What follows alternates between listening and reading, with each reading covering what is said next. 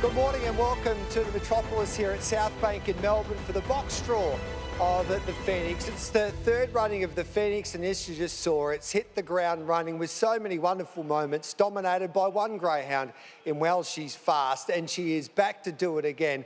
Can she make it three Phoenixes on the trot? Hi, I'm Gareth Hall. Welcome to our coverage of the Phoenix box draw here on Sky Racing 2. And you can win and you can lose the Phoenix in the next half an hour. So let's welcome in the team to explain what will be happening in the next 30 minutes. Jason Adams, hello to you, mate. It doesn't get any better for sporting fans, let alone greyhound racing fans, because this race has it all. It does. It's one of the biggest events of the year. We've only seen 3 editions of it, but I mean, since its first one, it's been one of the most talked about events in the sport anywhere in the world, and we're seeing no different this time around. So clearly building up the next Saturday is huge, but today's just as important. And Corey, the big story all week will be, wow, she's fast. She had to trial well the other day. She did just that, and now she'll be the talk of the town in the next 7 days to see how she is travelling ahead of the Phoenix. Yeah, it's an administrator's and a media sort of operator's just dream to be able to have Wow She's Fast looking for back to back to back. It's a phenomenal story, but there's going to be phenomenal stories regardless of who wins. We've got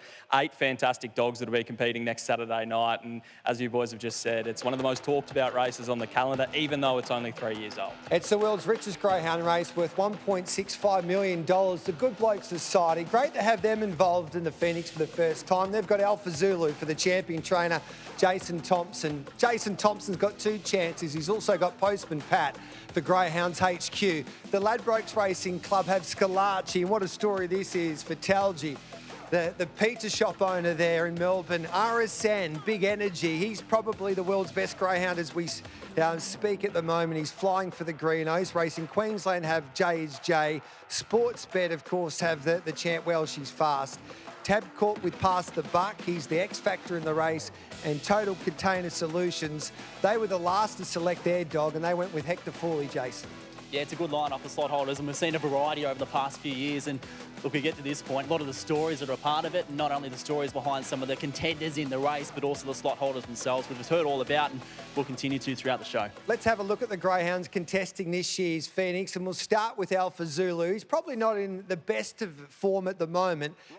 We saw him dominate the early part of the carnival, but here he is back on October 26, and we know when he gets it right, he can be devastating. He can, and this was his win at the Cranbourne Cup. And through this period, he was his redlining. September or October, he cleaned up the Bendigo Cup and then went to Sandown for the Cranbourne Cup, as we see. So since then, he went around in the Top Gun where things didn't go to plan. And of course, Kennel Mate Transponder took out that. And then he went towards a shootout and also a Melbourne Cup heat where he just didn't get the start right at all on his heat. But I mean, it's so hard to do that consistently, but the bottom line is he's got the ability to be able to turn that around. Well, one greyhound that's in the zone during the Dream Chasers Festival is Big Energy for Jackie and Calgrino. He was superb, of course, in this Melbourne Cup when he was a little unlucky. He dominated his heat. He was superb in the shootout, and if he draws low, look out, Jace.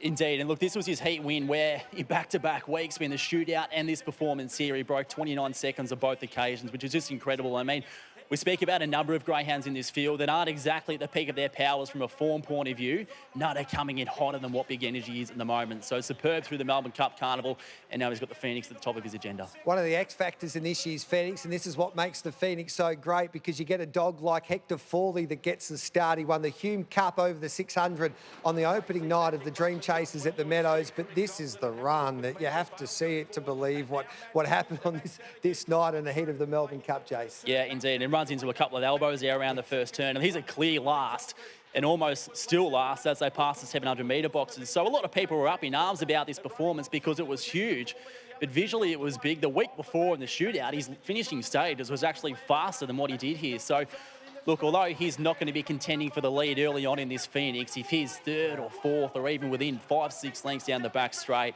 it's going to be a great run home. Don't worry, Dan Hibbert, he's here today looking at that replay. I'm sure he won that race, Hector Fawley.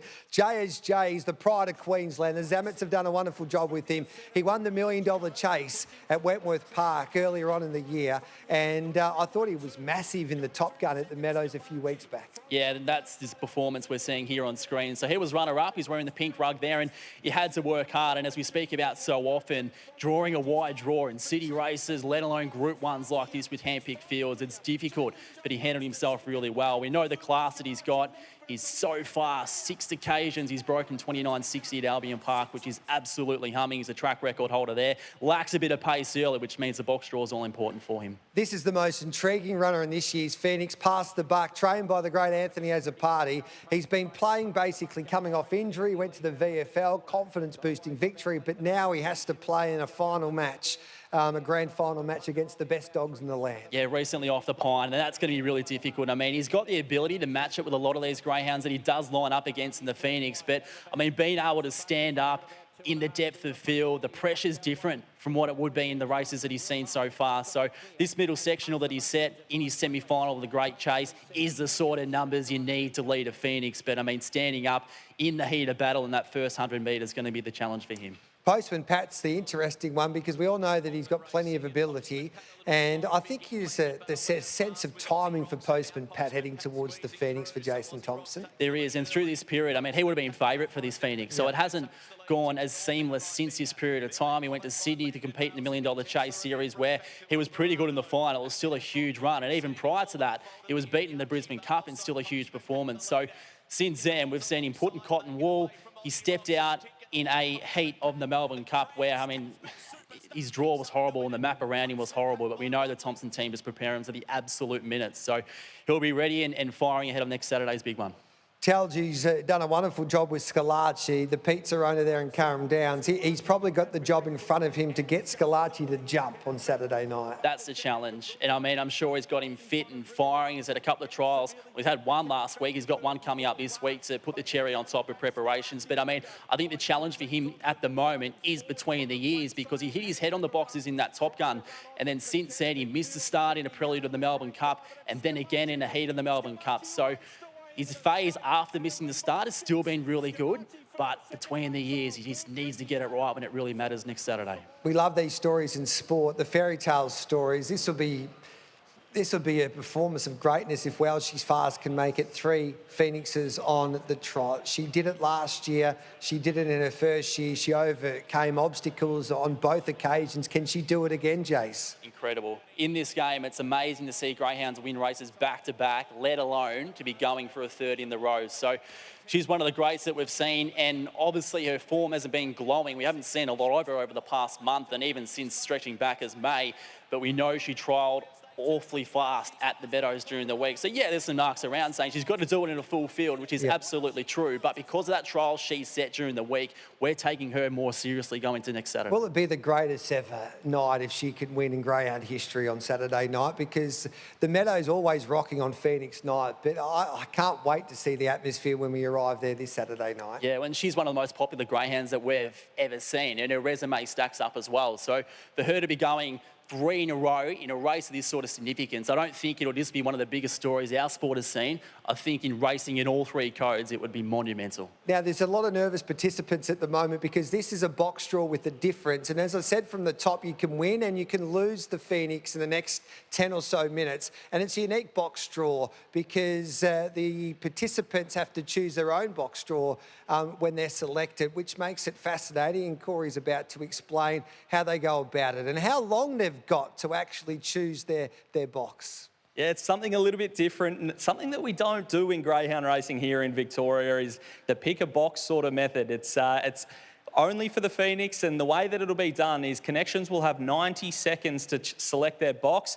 If all 8 boxes are available, you imagine they might go for box number 1, but they do have 90 seconds to deliberate. As soon as the steward pulls out the name and says, this is the greyhound that he's selecting next, the Connections have 90 seconds to talk about it. They have to come up, walk across the stage and select their box. So it might be nice and kind of easy early and you might go box 1 straight away. But as we get further into it, when some of the boxes are taken and you're up to the middle draws or wider draws and you're tossing it up and you're trying to figure out who's drawn here, who's drawn there, where do I want my greyhound to be, that is when it'll get nice and exciting.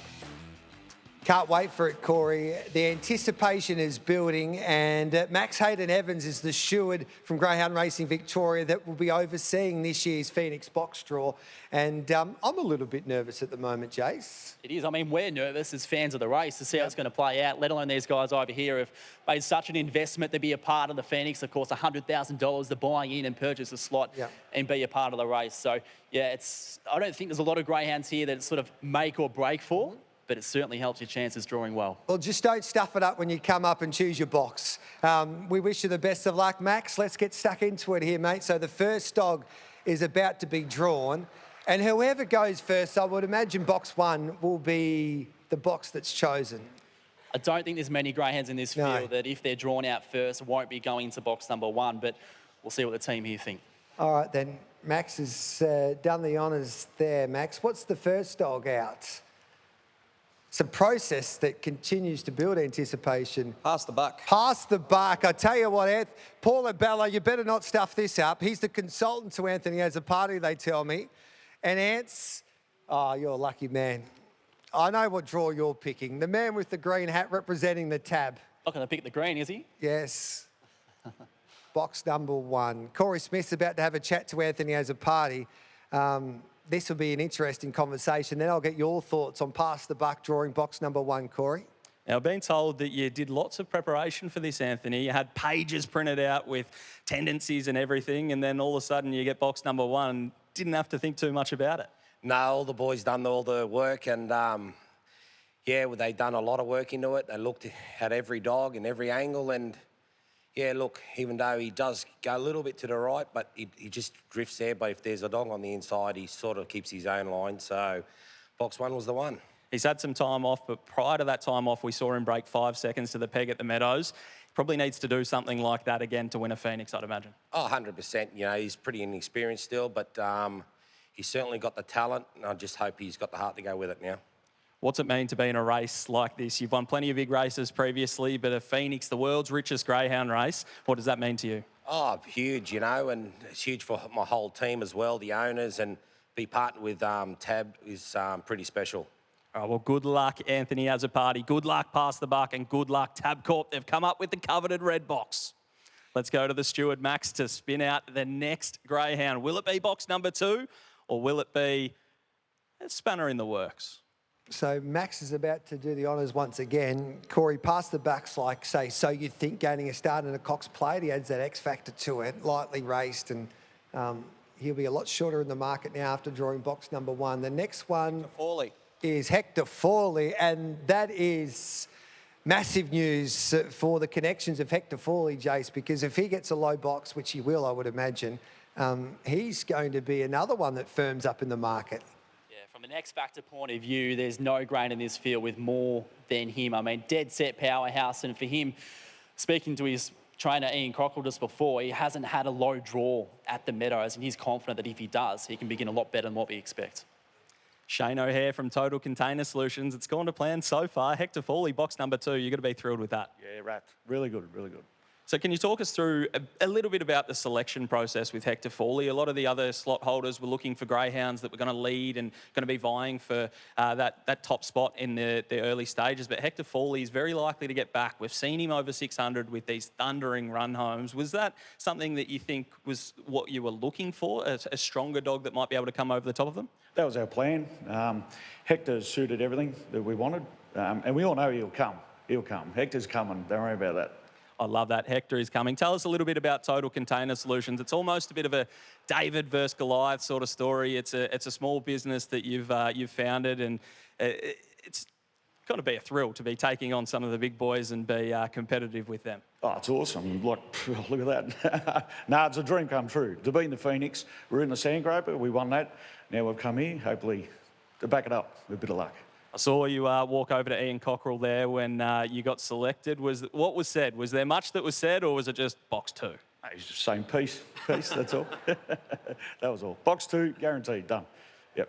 Love it. Good luck on Saturday night. Hector Fawley, box number 2, is going to be really strong in the run home, and hopefully he can lob nice and close for the team at Total Container Solutions. Max will now spin the barrel for the next greyhound selected. What do you make of that, Jace, Hector Fawley?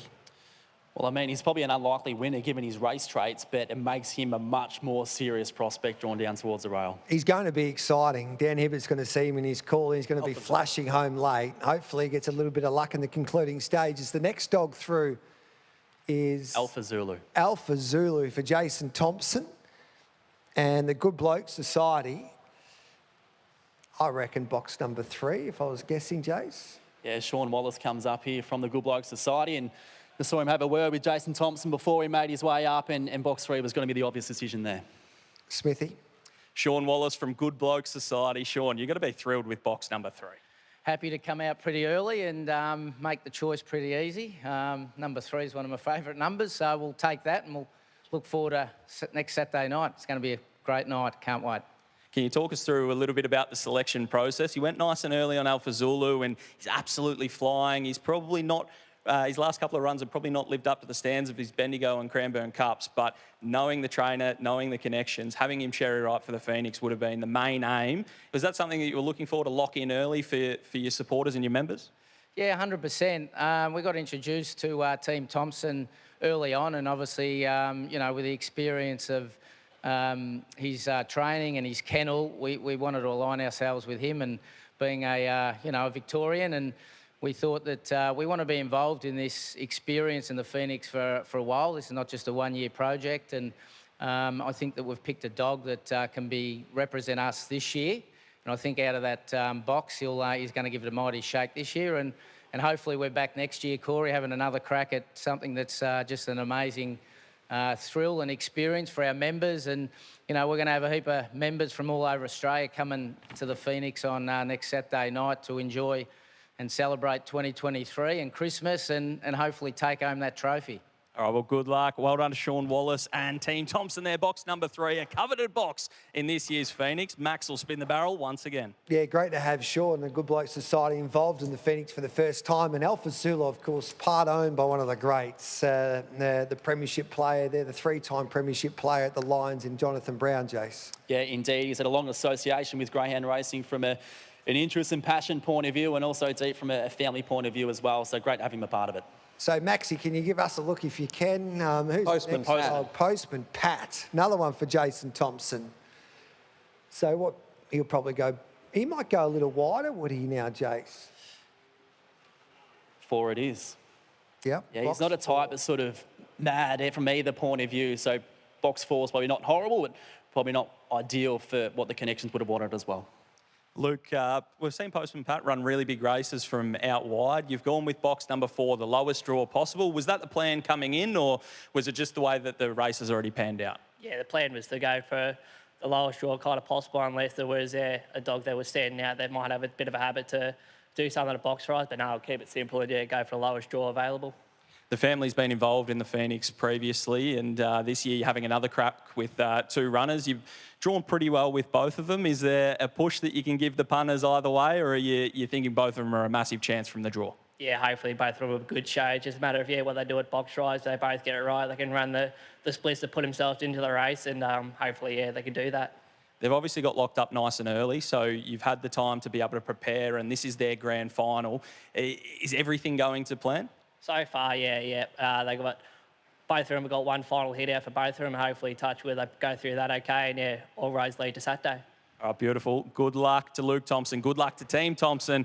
Good luck to Greyhounds HQ as well. Postman Pat, box number 4. We'll go to Max for the next one. So halfway through the box draw, the Thompsons have had their 2 dogs drawn out, Alpha Zulu and now, of course, Postman Pat. Still no wow, she's fast. Still no big energy for the Greenos. So they would have been... Well, Postman, Big Energy would have been one of the favourites for this race, but he might be a drifter now. When Scalacci, Fatalji comes out here, Jace, he would have been looking for an inside draw with Scalacci.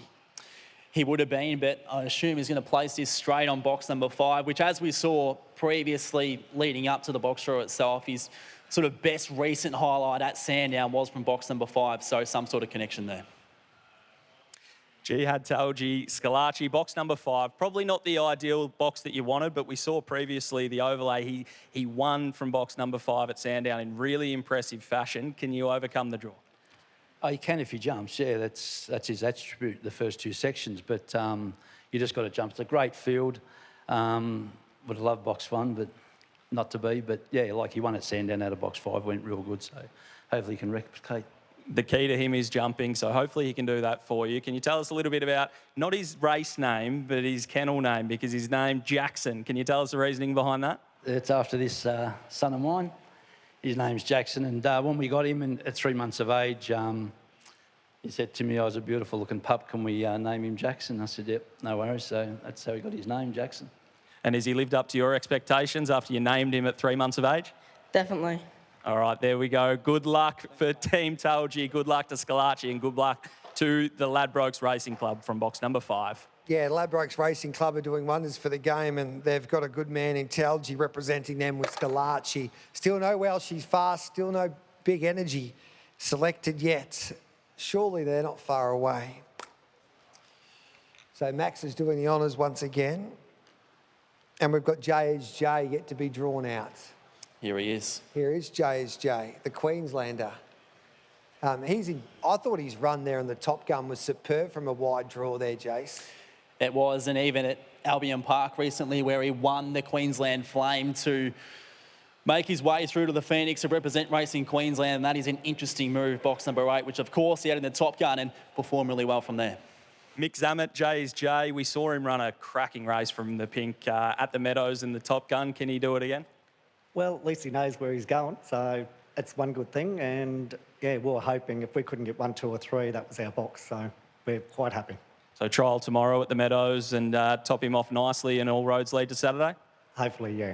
Yep. All right, well, good luck, Mick Zammit. Good luck to the Queenslanders. They're having a crack from the pink this year in the Phoenix. Geez, it hasn't been the Greeno's morning, has it, Jace? No, it hasn't, but Welshie's Fast has success from these sort of draws in the Yes. past. I think one of her Phoenixes might be from box number 6. 7, was it? Box It 6 or was. 7. It was 6. And it might have been 7 in a launching pad as well, which Yeah. went straight to the top and performed in an unbelievable fashion. So She loves not it, ideal Jace. for the Greeno camp, but got to be in it to win it.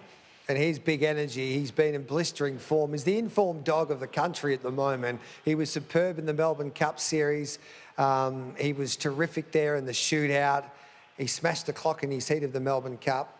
And RSN have teamed up with the Greenos here with Big Energy, and he looks like he's a broken man as he walks up the stairs, Cal. Well, if you look on his left shoulder and the T-shirt it's got on, it's got Never Surrender, which I'm sure is Yes. going to be his tagline after drawing box and 7 from the Greeno camp's point of view. So he's gone box 7 for Big Energy. He'll catch up now with Corey Smith, Cal Greeno, the champion trainer. Box number 7 for Big Energy, Cal. Probably not exactly how you would have scripted it if you could have had your time again. What's the odds of getting second last and last picks? Like, pretty good. Yeah, exactly right. It's pretty tough. See, Welshie's Fast will go into box 6, the box that she won from last year. But Big Energy is the form dog. He trialled well. I know all the talk has been about Welshie's Fast trial, but the trial would have just topped him off beautifully the other day. Yeah, look, he's in good form and just needs to get a clear run, I guess, and that'll be a bit harder from out there, but we'll deal with what we got and hopefully it works out. Not the most noted speed out wide as well, Cal, so hopefully he can just jump like he did in the shootout in the Melbourne Cup. Yeah, that's it. Look, it's going to be a tough race. It's a great race and we're all looking forward to it. Good luck, and I know what's going to happen next, but we've got to go through the process. So Max will spin the egg, and gee, I hope Welshie's Fast is in it. Yeah, so do I. So Welshie's Fast is going to draw box number 6. Can Big Energy win from box 7, Jace? Yeah, you can. I mean, he's not a type that's sort of heavily reliant on draws. Yeah. I think if Cal had his way, he probably went down towards the inside. But as we've seen from him a number of times, he's performed well from wide draws in good races, so it's certainly not lights out for him. The People's Champ, the Meadows will be humming on Saturday night. It'll be decked in blue because of this greyhound, Welshie's Fast, who is transforming the sport of greyhound racing, Corey. She certainly has transformed the sport of greyhound racing, and it's in no small part that Phoenix has become the race that it is because of her performances in the first 2 years. Shannon, Welshie's Fast, she won it from box number 6 last year. Can she do it again? Wouldn't rule her out. I mean, yeah, she obviously won from that tricky draw. It's a fairly different map to what it was last year, but yeah, you can't discount her from anywhere. You and I were standing next to each other when she trialled the other day in that sizzling fashion, and I think I got the sense that it was a little bit of disbelief between the two of us. How has it been since that? Has everyone been pestering you for tickets and saying we need to be there for Welshie's Fast to back to back to back? They've been pestering for a long time. There's a few disappointed people around Sportsbet that won't be in the marquee, but look, yeah, it's going to be a really good race. Tough field, obviously, and probably the best Phoenix we've seen so far. So the first 2 years we've seen Sportsbet win it and we've seen them absolutely tear the deck down. The plan is to do that again. Is it just going to be all decked out in blue and everyone's going to be on course enjoying themselves? yeah, it'll be familiar scenes with the blue and plenty of excited customers and people around the course. So good. Beautiful. Good luck to Shannon Tremelin. Good luck to the Greenos. Good luck to RSN with Big Energy as well in box number 7. Box number 6, though, for Wow She's Fast. Little spanner in the works after that sizzling trial the other day. Good on you, Corey. Good luck to Shannon, the Sportsbet team there with Well She's Fast. There we go. The draw is done and dusted for this year's Phoenix, and it is a fascinating race now. There's so many questions that we want to answer, but we won't have them answered until this race is finished there on Saturday night. Let's have a look at the box draw. Past the Buck, the X Factor box number 1. Hector Fawley will get back, but they wanted a low draw and they got that draw. Alpha Zulu can begin like a bullet. He's got box number 3. Postman Pat, the kennel mate, 4. Scalacci 5. Well She's Fast 6. Big Energy 7. And J is J, box number 8. Who's the big winner in your eyes here, Jace? It's got to be Past the Buck, I think. He's a big winner, but I mean, we're looking at a map point of view. I mean, of the tardy beginners of the field, it's Hector Fawley, it's J is J, and Wow She's Fast possibly to an extent as well. So the Big Energy, he should have a bit of oxygen there either side of him in the first few strides, and obviously with the lack of speed generally from Hector Fawley, that's going to play a favour to Past the Buck and Alpha Zulu, because it's one thing to begin well, it's another to have room to get through that second phase of the first split and really start to click through the gears. And we saw it in the Melbourne Cup. The atmosphere was electric that night, and there is a lot of noise and a lot of excitement around the boxes, and it'll be the same there on Saturday night at the Meadows. And when that happens, the dogs, sometimes they like to hear the lure, and there's so much noise, and the Meadows will be absolutely on fire there on Saturday night. It'll be the greyhound who might handle this occasion the best, and you just never know which dog will jump and which dog won't. Yeah, we can't underestimate that factor as well. I mean, we speak about all of these greyhounds and their ability to stand up in good fields when the pressure's really on and it matters most. But another element of that is handling a big crowd, which in the past we've seen some greyhounds being brought undone by that experience. So we know it's going to be a big night. It's one of the most enjoyable events in racing and sport anywhere in Australia, so it's going to be a huge occasion. We know Well She's Fast loves that occasion. The more the crowd are cheering, the better she goes. As I go to you, Corey Smith, what do you make of this draw? Have you got an early selection?